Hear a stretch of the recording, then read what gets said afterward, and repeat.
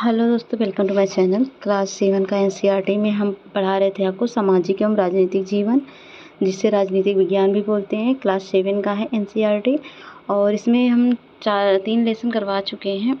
4 lesson, ये 5वां lesson है जिसमें लड़के और लड़कियों के बारे में ये न्यू एनसीईआरटी है जिसको हम कवर कर रहे हैं। तो इसको हम स्टार्ट करते हैं, ओके। और अगर आपको हमारा चैनल पसंद आता है तो आप इसको लाइक शेयर सब्सक्राइब करके जाएं। और घटना चक्र और आर ओ का टेस्ट सीरीज और एनसीईआरटी कंप्लीट एनसीईआरटी आपके लिए कराई जा रही है, तो उसमें बने रहिए और हमारे चैनल को सब्सक्राइब करके नोटिफिकेशन का बेल आइकन क्लिक करिए और सारे मैसेज नोटिफिकेशन के थ्रू आप इस वीडियो को देख सकते हैं। ओके, स्टार्ट करते हैं। तो सॉरी फॉर दैट कि ये 4 लेसन है, इसके पहले मैंने 3 लेसन करवा रखे हैं। ओके, लड़के और लड़कियों के रूप में बड़ा होना। ठीक है, 1 मिनट। हाँ, तो लड़का या लड़की होना किसी की भी एक महत्वपूर्ण पहचान है, उसकी अस्मिता है। जिस समाज के बीच हम बड़े होते हैं वह हमें सिखाता है कि लड़के और लड़कियों का कैसा व्यवहार स्वीकार करने योग्य है, उन्हें क्या करना चाहिए और क्या नहीं। हम प्राय यही सोचते हैं कि बड़े होते ही ये बातें सब जगह बिल्कुल एक सी हैं, परंतु क्या सभी समाजों के लड़के और लड़कियों के प्रति एक जैसा ही नज़रिया है? तो इस पाठ में हम समानता के बारे में पढ़ेंगे। तो देखते हैं लड़के और लड़कियों में क्या अंतर होता है। तो इस पाठ में हम देखेंगे कि अधिकांश समाज पुरुष व स्त्रियों को अलग अलग प्रकार से महत्व देते हैं। स्त्रियां जिन भूमिकाओं का निर्वाह करती हैं उन्हें पुरुषों द्वारा निर्वाह की जाने वाली भूमिकाओं और कार्य से कम महत्व दिया जाता है। इस पाठ में हम यह भी देखेंगे कि स्त्री और पुरुष के बीच काम के क्षेत्र में असमानताएं कैसे उभरती हैं। तो 1920 के दशक में समोआ द्वीप में बच्चों का बड़ा होना वहाँ पर देखेंगे। तो समोआ द्वीप जो है प्रशांत महासागर के दक्षिण में से छोटे से द्वीपों का समूह का एक भाग है। तो देखिए इस तरह के जो एग्जाम्पल होते हैं ना, वो एथिक्स में या फिर किसी आंसर राइटिंग में, जैसे सोसाइटी वगैरह में लिखने में बहुत हेल्पफुल होते हैं। तो समोआ द्वीप को आप मेंशन कर सकते हो। समोआ समाज पर किए गए अनुसंधान की रिपोर्ट के अनुसार 1920 के दशक में बच्चे स्कूल नहीं जाते थे। वे बड़े बच्चों और वयस्कों से बहुत सी बातें सीखते थे, जैसे छोटे बच्चों की देखभाल या घर का काम कैसे करना है आदि। द्वीपों पर मछली पकड़ना बड़ा महत्वपूर्ण कार्य था, इसलिए किशोर बच्चे मछली पकड़ने के लिए सुदूर यात्राओं पर जाना सीखते थे। लेकिन ये बातें वे अपने बचपन के अलग अलग समय पर सीखते थे। छोटे बच्चे जैसे ही चलना शुरू कर देते थे, उनकी माताएं या बड़े लोग उनकी देखभाल करना बंद कर देते थे। ये जिम्मेदारी वो बड़े बच्चे पर डाल देते थे। और बड़ा बच्चा वो भी कोई बड़ा नहीं होता था, 4-5 साल का होता था। और लड़के और लड़कियां दोनों अपने छोटे भाई बहनों की देखभाल करते थे। लेकिन जब कोई लड़का लगभग 9 वर्ष का हो जाता था तो वह बड़े लड़कों के समूह में सम्मिलित हो जाता था और बाहर के काम सीखता था, जैसे मछली पकड़ना, नारियल तोड़ना, नारियल का पेड़ लगाना, ये सब।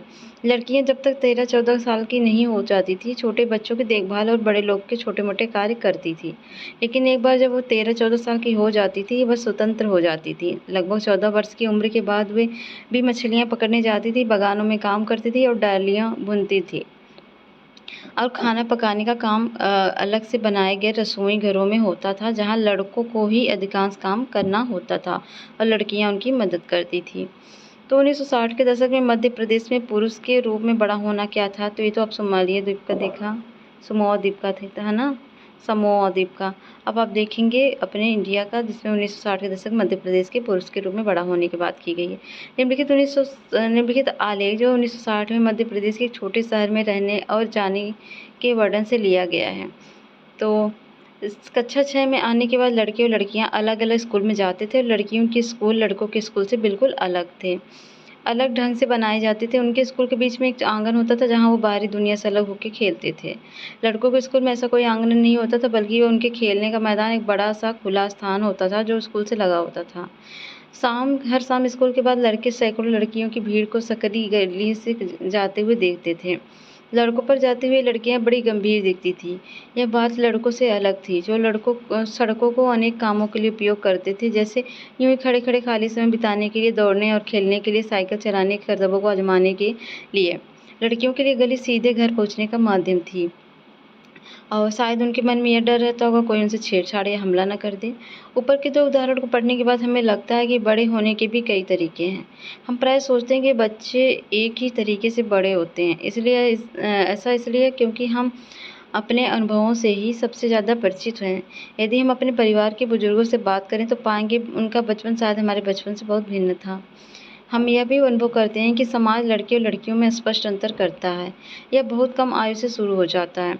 उदाहरण के लिए उन्हें खेलने के लिए खिलौने दिए जाते हैं, लड़कियों को जैसे गुड़िया दी जाती है और लड़कों को जैसे खिलौने में क्या दिया जाता है उनको उनको जैसे कि कार दे दी जाएगी या फिर ट्रक वगैरह ऐसे बड़े-बड़े खिलौने दिए जाएँगे जो पुरुषों के लिए बताने के लिए होते हैं। तो और उनको बचपन में ही बता दिया जाता है कि बड़े होके पुरुष स्त्री बनेंगे, उनका भविष्य अलग-अलग होगा। अगर हम विचार करें तो यह अंतर प्रायः प्रतिदिन की छोटी-छोटी बातों में बनाकर रखा जाता है। लड़कियों को कैसे कपड़े पहनने चाहिए, लड़के पार्क में कौन-कौन से खेल, लड़कियों को धीमी आवाज़ में बात करना चाहिए, लड़कों को रौब से, ये सब बच्चों के बताने के तरीके हैं कि जब वे बड़े होकर स्त्री और पुरुष बनेंगे तो उनकी विशिष्ट भूमिकाएँ होंगी। बाद के जीवन में इनका प्रभाव हमारे अध्ययन के विषयों पर या व्यवसाय के चुनाव पर भी पड़ता है।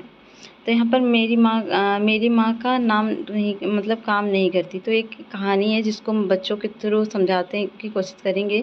तो इसमें एक महिला है, तो यहाँ पर एक कहानी में पढ़ देती हूँ ताकि आपको दिमाग में घुस जाए। तो एक लड़की है जो कहती है, माँ हम बच्चे स्कूल से भ्रमण पर जा रहे हैं, रोजी मैडम को साथ चलने के लिए किसी बड़े की ज़रूरत है। क्या आप अपने ऑफिस में एक दिन की छुट्टी लेकर हमारे साथ चल सकती हैं? वैसे हरमीत की माँ हमेशा ऐसे समय पर हमारे साथ जाती हैं क्योंकि वे कोई काम नहीं करती हैं। तो उसकी माँ बोलती है, सोनाली तुम ऐसा कैसे कर सकती हो? तुम जानती हो जसप्रीत आंटी रोज़ सुबह 5 बजे उठ जाती है और घर के सारे काम करती है। हाँ, पर वो कोई काम नहीं है, वो तो बस घर का काम करती है। तो उसकी माँ कहती है, ओह! क्या कोई वाक़ई ऐसा सोचता है? चलो ऐसा करते हैं कि जसप्रीत के घर चलते हैं, उससे पूछते हैं कि वो खुद क्या सोचती है। तो लोग जसप्रीत के घर जाते हैं और हर सरल सोनाली सोचती तो उसके पति से जसप्रीत के पति से पूछते हैं कि आपकी पत्नी क्या कोई कामकाजी महिला नहीं है? तो उसका बेटा बोलता है, हाँ आंटी, क्या वाक़ई ये ठीक नहीं है? मेरी माँ तो घरेलू महिला है, कोई काम कहाँ करती है। तो जसप्रीत तो उसको सलाह देती कि देखो अगर तुम काम नहीं करती तो एक दिन तुम छुट्टी ले लो, हड़ताल कर लो।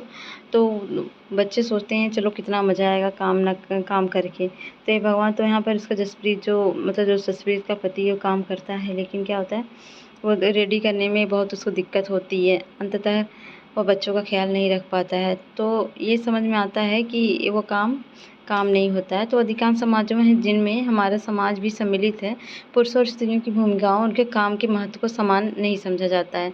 पुरुषों और स्त्रियों की हैसियत एक जैसी नहीं होती है। तो आओ पुरुषों और स्त्रियों के द्वारा किए जाने वाले कामों में समानता देखते हैं। घरेलू काम का मूल्य, तो हरमीत के परिवार को नहीं लगता था कि जसप्रीत घर का जो काम करती है वास्तव में काम था। उसके परिवार में ऐसी भावना का होना कोई निराली बात नहीं थी। सारी दुनिया में घर के काम को मुख्य ज़िम्मेदारी स्त्रियों की ही होती है, जैसे देखभाल संबंधी कार्य, परिवार का ध्यान रखना, विशेषकर बच्चों, बुजुर्गों, बीमारों का। फिर भी जैसा हमने देखा घर के अंदर किए जाने वाले कार्यों को महत्वपूर्ण नहीं समझा जाता है। मान लिया जाता है कि वे तो स्त्रियों के स्वाभाविक कार्य हैं, इसलिए उनके पैसे देने की कोई ज़रूरत नहीं है। समाज इन कार्यों को अधिक महत्व नहीं देता है। तो मिलानी अपनी बच्ची के साथ, तो यहाँ पर देखें घर पर कार्य करने वाली का जीवन। तो ऊपर कहानी में केवल हरमीत की माँ ही घर के काम नहीं करती, काफ़ी सारा काम मंगला भी करती है, जो उनके घरेलू काम में मदद के लिए लगाई गई थी। बहुत से घरों में, विशेषकर शहरों और नगरों में, लोगों को घरेलू काम के लिए लगा दिए जाते हैं। वो बहुत काम करते हैं, झाड़ू लगाना, सफाई करना, कपड़े धुलना, बर्तन धुलना, खाना पकाना, छोटे बच्चों बुजुर्गों का ख्याल रखना। घर का काम करने वाली अधिकांशतः स्त्रियाँ होती हैं। कभी-कभी इन कार्यों को करने के लिए छोटे लड़के या लड़कियों को काम पर रखा जाता है। घरेलू काम का अधिक महत्व नहीं होता है, इसलिए उन्हें मजदूरी भी कम दी जाती है। घरेलू काम करने वालों को दिन सुबह 5 बजे शुरू होता है और देर रात तक खत्म होता है। जी तोड़ मेहनत करने के बावजूद उन्हें प्रायः नौकरी पर रखने और उनके सम्मानजनक व्यवहार नहीं किए जाते हैं। दिल्ली में घरेलू काम करने वाली एक स्त्री मल्हारी ने अपने अनुभव के बारे में बताया। तो उसने कहा कि मेरी पहली नौकरी एक अमीर परिवार में लगी थी, जो 3 मंजिले भवन में रहता था। मेम साहब अजीब महिला थी, जो हर काम करवाने के लिए चिल्लाती रहती थी। मेरा काम रसोई का था, दूसरी 2 लड़कियां सफाई का काम करती थी। हमारा दिन सुबह 5 बजे शुरू होता था। नाश्ते में हमें 1 प्याला चाय और 2 रूखी रोटियां मिलती थी। हमें तीसरी रोटी कभी नहीं मिली, और शाम के समय जब मैं खाना पकाती थी, दोनों लड़कियां मुझसे 1 रोटी मांगती रहती थी। मैं चुपके से उन्हें 1 रोटी दे देती थी और खुद भी 1 रोटी ले लेती थी। हमें दिन भर काम करने के बाद बड़ी भूख लगती थी। हम घर में चप्पल नहीं पहन सकते थे। ठंड के मौसम में हमारे पैर सूज जाते थे। मैं मेम साहब से डरती थी, परंतु मुझे गुस्सा भी आता था। तो सॉरी। और अपमानित भी महसूस करती थी। क्या हम दिन भर काम नहीं करते थे? क्या हम कुछ सम्मानजनक व्यवहार के योग्य नहीं हैं?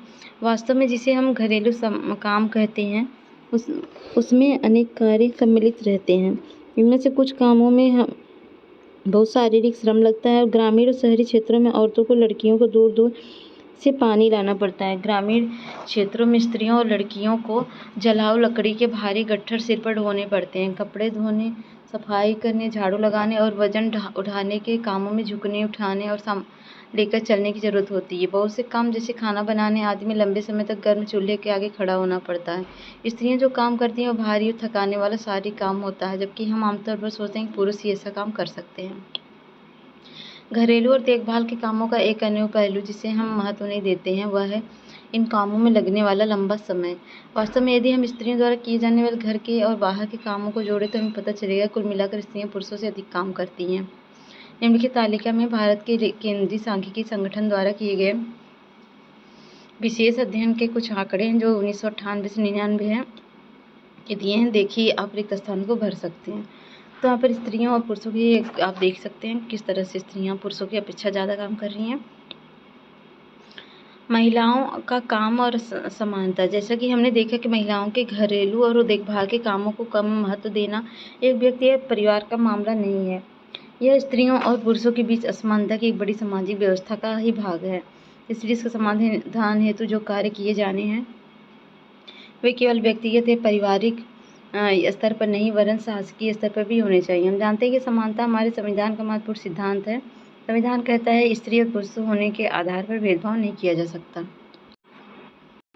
परंतु वास्तविकता में लिंग भेदभाव किया जाता है। सरकार इसके कारणों को समझने के लिए स्थिति का सकारात्मक निदान ढूंढने के लिए वचनबद्ध है। उदाहरण के लिए सरकार जानती है कि बच्चों की देखभाल और घर के काम का बोझ महिलाओं लड़कियों पर बढ़ता है। स्वाभाविक रूप से इसका असर लड़कियों के स्कूल जाने पर भी पड़ता है। इससे निश्चित हो जाता है कि क्या महिलाएं घर के काम के बाहर काम कर सकेंगी और यदि करेंगी तो किस प्रकार काम या कार्यक्षेत्र चुनेंगी। पूरे देश के कई गांवों में शासन ने आंगनबाड़ियों बालवाड़ियों खोली हैं। शासन ने एक कानून बनाया है जिसके तहत यदि किसी संस्था में महिला कर्मचारियों की संख्या 30 से अधिक है तो उसे वैधानिक रूप से बालवाड़ी की सुविधा देनी होगी। बालवाड़ी की व्यवस्था होने से बहुत सी महिलाओं को घर से बाहर जाकर काम करने में सुविधा होगी। इससे बहुत से लड़कियों का स्कूल जाना भी संभव हो सकेगा। तो यहाँ पर आप देख सकते हैं ये महिलाओं के कितने हाथ, ये जो है चित्र है जो ये पोस्टर बंगाल की महिलाओं के एक समूह से बनाया गया है। ये इस आधार पर बनाकर आप कोई अच्छा सा नारा तैयार कर सकते हैं। तो एक क्वेश्चन है जिसको आप दे सकते हैं कमेंट बॉक्स में, टेलीग्राम का लिंक आपको मिलेगा वहाँ पे। हाथ में दिए गए कुछ कथनों पर विचार कीजिए, बताइए कि वे सत्य हैं या असत्य हैं। अपने उत्तर के समर्थन में एक उदाहरण भी दीजिए। तो घर का काम अदृश्य होता है और इसका कोई मूल्य नहीं चुकाया जा सकता। घर के काम शारीरिक थकाने वाले होते हैं, घर के काम में बहुत समय लगता है। तो सारी चीज़ जो क्वेश्चन होगा इसका आंसर अगर आप देना चाहें तो कमेंट बॉक्स या टेलीग्राम पे दीजिएगा, हम आंसर आपका चेक करेंगे। ओके, मिलते हैं नेक्स्ट वीडियो में, तब तक के लिए बाय बाय। कैसा लगा वीडियो बताइएगा ज़रूर, अपना फीडबैक ज़रूर दीजिएगा। बाय बाय, मिलते हैं नेक्स्ट वीडियो में, टेक केयर।